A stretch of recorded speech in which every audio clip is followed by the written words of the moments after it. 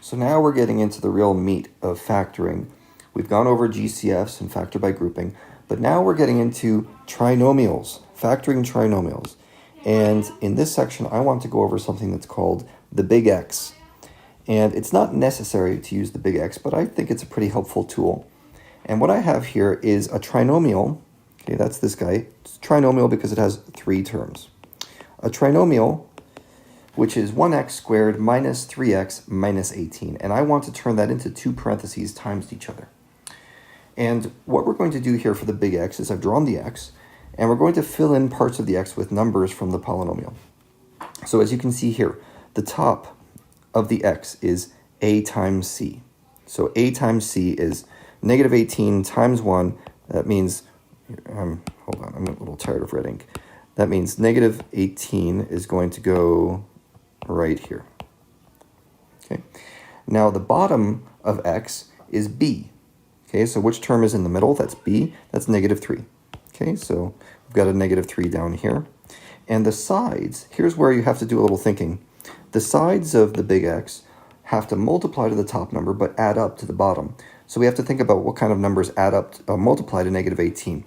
And if you're new at this, go ahead and make yourself a little factor table. What multiplies to negative 18? Well, negative 18 and 1, or negative 9 and 2, or negative 6 and 3. 3, 6. Oh, I think then our next one is negative 3 and 6, negative 2 and 9, and negative 1 and 18. Those are our choices.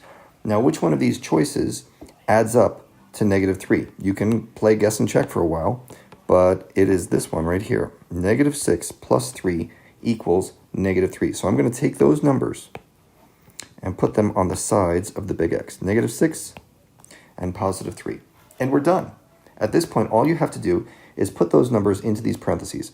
We're always going to have an X here at the beginning. I didn't mention that, but if you look at this, you'll see why. These two variables have to multiply to x squared, so that means it's x and x.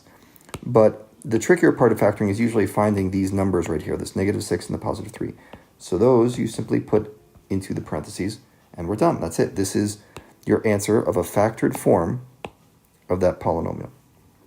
Okay, so let's move on to a different example. This is going to have another trinomial, but at first it's going to look pretty ugly, like negative 4x squared plus 16x plus 20. And before you jump right into doing this with the big X, I always want you to do this first.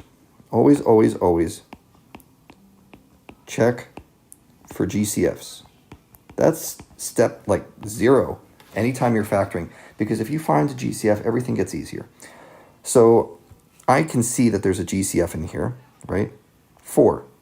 And in fact, I'm going to pull out a negative 4 because I personally hate having a negative in front of the x squared. It makes the factoring harder for me. Maybe it's my own mental problems, but I think it'll be easier if we just factor out a negative 4.